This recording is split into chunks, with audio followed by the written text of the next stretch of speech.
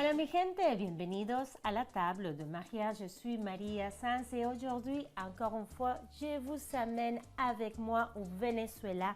On va se faire une recette traditionnelle vénézuélienne parce que oui, j'étais au Venezuela au mois de juin, donc j'ai eu la chance de goûter et de re-goûter à beaucoup de ces spécialités de différentes régions du Venezuela. Donc on va se faire un bollo pelón. Mais pour commencer, évidemment, comme vous êtes habitués, on va se faire un cocktail. Et le cocktail, on va le faire avec le cocuy. Cocuy, c'est un nom de vie vénézuélienne qui est faite dans ma ville, Barquisimeto. Donc, c'est un alcool qui a gagné beaucoup de prix à travers le monde. Et à quoi ça goûte? C'est un eau de vie. Ça ressemble peut-être à tequila, oui, peut-être un peu mezcal, à peu près comme ça. Pas exactement, mais à peu près dans ces eaux-là. C'est 40% d'alcool et c'est fait avec cette plante ici, je ne sais pas si vous la voyez. Donc, ça ressemble à la agave, donc la même plante qu'on utilise pour faire le tequila et le mezcal. Dans mon shaker, j'ai déjà des glaçons. Je vais faire un cocktail en toute simplicité. Et voilà, j'en ai goûté un au Venezuela qui était fait avec la ginger beer. Donc je me suis dit, ah bon, je vais faire ma version avec du gingembre frais que je vais venir râper. Juste pour donner une touche, un je ne sais quoi. Donc, du gingembre râpé, mais vraiment une petite quantité, juste quand on sait qu'il est là, mais comme il prend pas trop de place.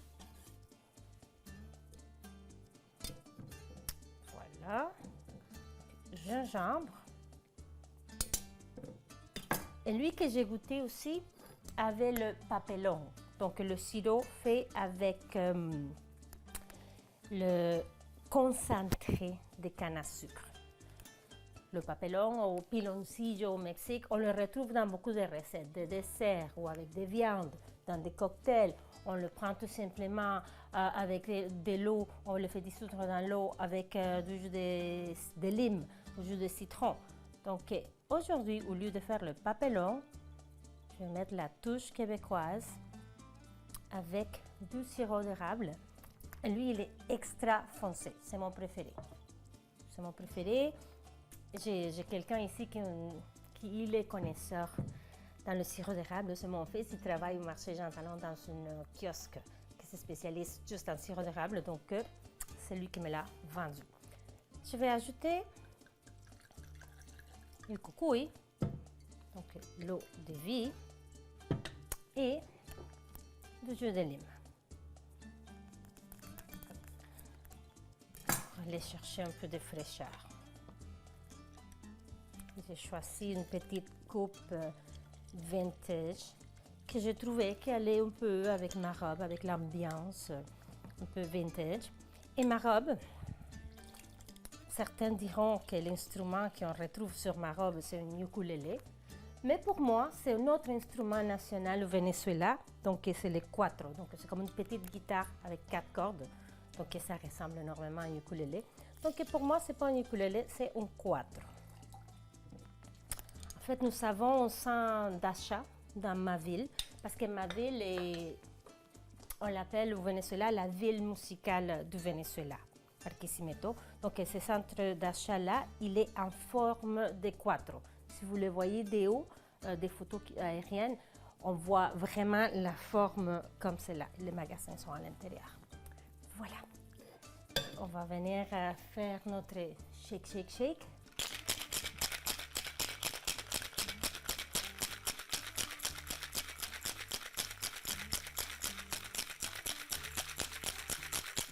Et voilà, c'est tout.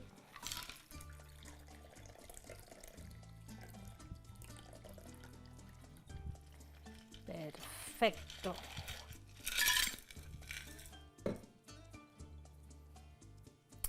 Cocuy con jengibre en la tabla de María.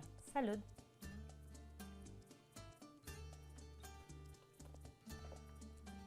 Oh là là, quel délice! Les notes caramel du sirop d'érable avec le gingembre. Wow! Magnifique! Petite pause et on revient avec notre émission Venezuela. On se fait des bollos pelones. Alors, qu'est-ce que c'est un bollo pelón? Bollo pelón, c'est une petite boule de farine de maïs farcie avec la viande hachée, tout simplement, servie sur un lit de sauce, une sauce rouge tomate et avec la sauce par-dessus également. Aujourd'hui, je vais le faire un petit peu différemment parce que je vais ajouter du fromage à l'intérieur de la boule avec la viande hachée et aussi je vais mettre du fromage par-dessus et on va aller le gratiner au four. Donc ici, j'ai des oignons espagnols, là, normal, que je vais faire revenir, en fait, jusqu'à qu'elles soient translucides. Pour la sauce, ça sera la base pour la sauce. Donc ici, j'ai tout simplement une boîte de conserve de tomates en dés. Donc pour la sauce, c'est vraiment, comme je vous dis, c'est un rôle de soutien. Donc la sauce, c'est pas l'étoile. Donc du poivre. La difficulté, c'est, je pense que ça va nous prendre une nouvelle poivrière. Ah non, c'est bon, c'est bon, c'est bon. Pas besoin de dépenser. Ok, voilà, du poivre. J'ai donné une belle coloration. J'ai commencé par la sauce parce que je veux la laisser mijoter un peu. Ça sera moins long pour la viande. Donc, pendant que les oignons deviennent translucides, on va ajouter aussi une belle gousse d'ail. Donc, je ne l'ajoute pas tout de suite. Maintenant, je vais couper. Ce que j'aime de cette recette aussi, c'est qu'on peut prendre des restants des légumes et faire notre sauce. Donc, je vais faire un sofrito. Ici, je vais fermer le rond. Un sofrito, comme je fais très souvent. Donc, avec poivron vert, poivron rouge. J'avais un restant d'oignon rouge. Vous mettez l'oignon que vous savez disponible. Pour rien gaspiller. Donc, tout ça pour faire le sofrito dans lequel on va faire revenir, colorer la viande qui sera notre farce. Donc, le temps que les oignons caramélisent un petit peu plus et que je finisse de couper en petits dés les légumes pour faire le sofrito, on va prendre une petite pause et on se retrouve ici dans ma cuisine dans quelques minutes à la table de Maria. Donc voilà, j'ai coupé mes petits légumes, les oignons, ça sent super bon. Je les ai fait cuire doucement, comme ça ils sortent tout leur sucre. Donc la sauce, même si ce n'est pas l'étoile, elle sera super bonne. Donc poivron rouge ici, poivron vert, oignon rouge que je vais faire revenir un peu avant d'ajouter le bœuf haché. Je ne sais pas si ça se voit à la télé, mais j'ai chaud. Il fait chaud. Ouh là là.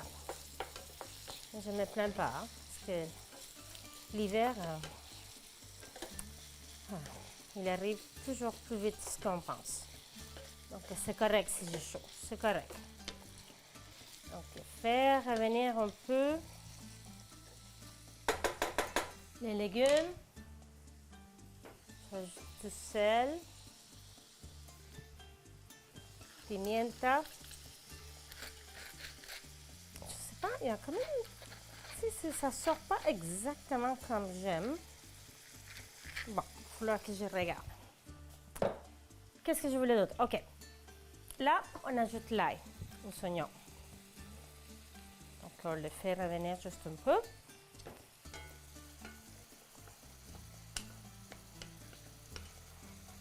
Voilà. comme cela. Ça sent trop bon. Ça sent trop bon. On ajoute les tomates.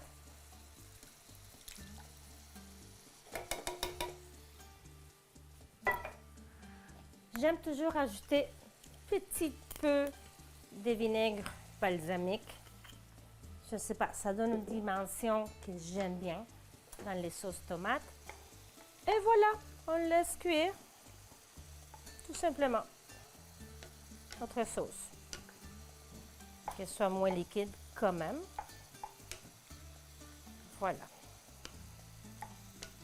Donc on la laisse cuire vraiment jusqu'au moment qu'on croit qu'on aime la texture, mais je dirais une vingtaine de minutes probablement.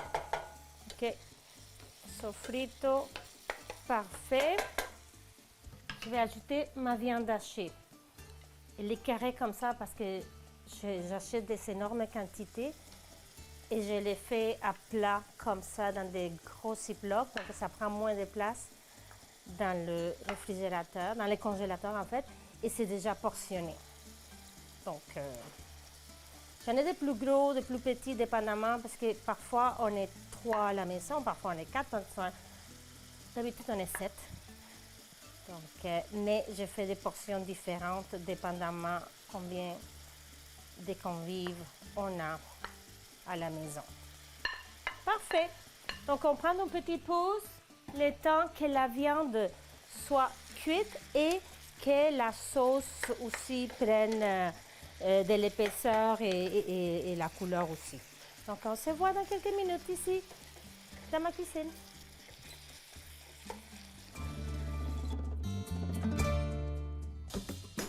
Maintenant, nous allons faire la massa, donc la pâte dans laquelle on va envelopper, en fait, elle sera farcie, la petite boule, avec la viande. Pendant la pause, j'ai mis dans la viande aussi, pour qu'elle soit plus savoureuse, du cumin. J'ai mis adobo, donc c'est un mélange d'épices latino-américaines. Et j'ai mis un petit peu de sauce Worcester, donc la salsa anglaise. Et ça sent, c'est hallucinant et c'est très, très, très, très bon. Donc ici, j'ai la farine de maïs vénézuélienne, pré-cuite. Ici, j'ai du bouillon de poulet tiède. Normalement, on le fait avec de l'eau. Je pense qu'en le faisant, en fait, je pense pas, je le sais, qu'en le faisant avec du bouillon de poulet, ça donne beaucoup plus de goût à la pâte et ça donne aussi un petit peu de couleur, donc c'est pas une pâte blanche, moins attirante. Donc, la même chose ici, je fais bouillir le bouillon de poulet pour faire cuire la pâte dedans. Ça me rappelle beaucoup une spécialité que j'ai goûtée à Bouctouche, ça s'appelle la poutine bouillie. Ou sinon, un autre nom, ça s'appelle la plotte, mais c'est le nom officiel. Et, oh là là! Dans le sens que c'était farci avec la viande, mais la viande avait aucun assaisonnement. Et la pâte était faite avec des patates, mais c'était quelque chose comme gluant, pâle. C'était pas une expérience magnifique. Mais ça ressemble énormément le fait que c'est la farine. Voilà, c'est une boule farcie. Donc là, ici, je vais à l'œil. Il y a des instructions dans le paquet, vous pouvez les suivre si vous voulez. Moi, je préfère le faire à l'œil. Donc, je commence avec ça et après, je vais aller avec les mains. Donc, la sazon Goya que j'ai ajouté, le petit sachet, c'est pour donner également saveur, mais surtout couleur. Vous voyez?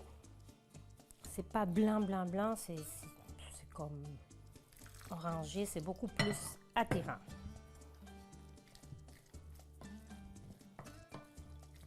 Voilà, donc bouillon tiède. Donc ça ressemble à la pâte qu'on utilise, en fait c'est la même qu'on utilise pour faire les hallacas, donc le petit plat traditionnel de Noël qu'on cuit enveloppé dans une feuille de bananier. Parfait. Ok, ma pâte est presque prête. que je ne veux pas tacher mes ongles non plus parce que la couleur est super belle, super pâle. Donc, ça ne sera pas souhaitable. Donc, on veut une texture à peu près comme la plasticine. Voilà. Donc, je vais me prendre une belle quantité. Faire une boule. Donc, je vais faire comme de l'espace à l'intérieur de la boule. Je vais ajouter la viande. Donc, évidemment, j'ai beaucoup de viande.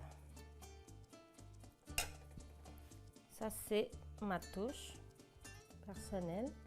Parce que dans la recette originale, il n'y a pas de fromage.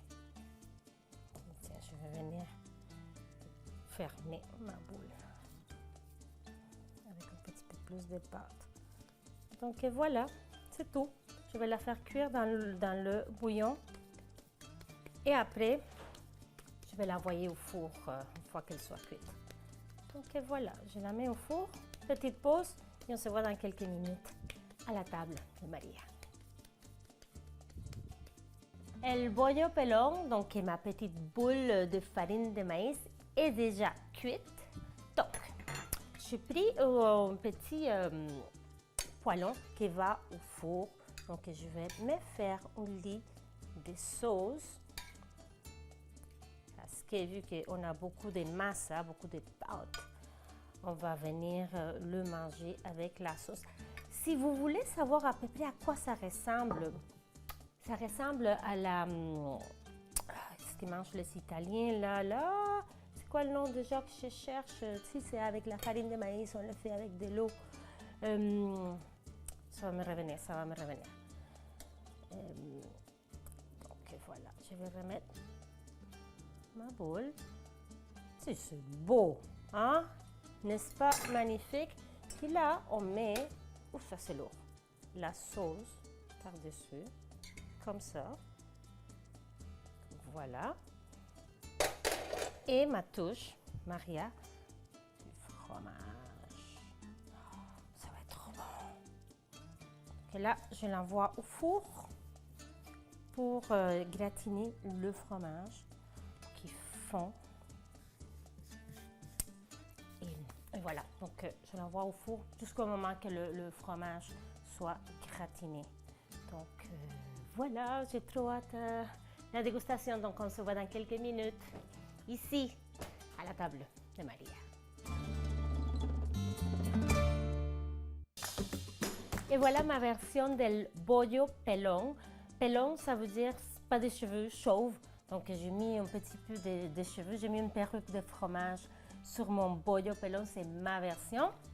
Et aussi, je vais ajouter du persil. Parce que ça va venir donner un petit peu de couleur. Puis c'est bon du persil à la fin. J'adore. Probablement, j'en mets trop, selon mon chéri. Je mets trop de persil. Mais j'adore le persil. Comme par exemple le taboulé. Oh, j'adore. C'est du persil avec du persil avec du persil. Magnifique. Ok. Voilà, je ne sais pas si je vais mettre tout le persil, mais au moins un peu pour donner la couleur. Et voilà, je m'attaque. Ok, accompagné de mon super cocktail de cocuy avec gingembre, jus de lime et la touche québécoise avec du sirop d'érable très foncé, le plus foncé. Allez, on y va. Okay. Comme d'habitude, je vais me faire la bouchée parfaite avec un peu de viande, avec un peu de la pâte et la sauce. Comme vous voyez, je prends mon temps. Pourquoi? Parce que c'est très chaud. Je ne veux pas me brûler la langue. Un petit peu plus de sauce. Oh oui. Okay. Allez.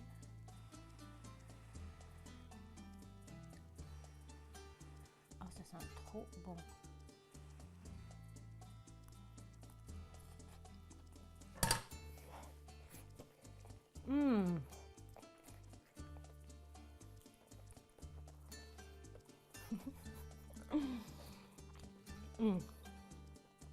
Wow! La viande, avec la petite sauce tomate.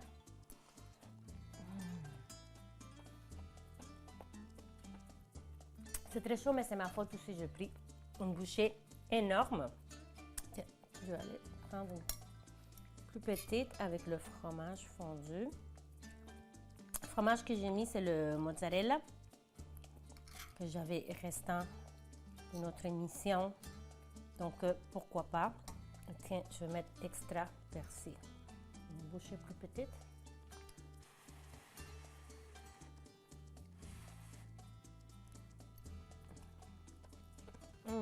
Ouais.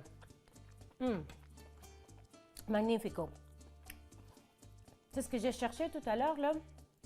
La version italienne, c'est la polenta. Donc, ça goûte comme la polenta, c'est la même texture parce qu'en fait, c'est pas mal la même chose. Donc, sur ça, je vous invite à nous suivre sur les médias sociaux, ici télévision, que ce soit sur Facebook ou sur Instagram. Et moi, vous pouvez me trouver sur Instagram, Facebook, TikTok. Il y a énormément d'informations si vous voulez voir un peu derrière les scènes quand j'ai fait mes samplettes. Et voilà. Donc, je vous aime et je vous donne rendez-vous ici, dans ma cuisine, dans le quartier Villeray, à Montréal. Hasta la próxima. Besitos y salud. Nos vemos.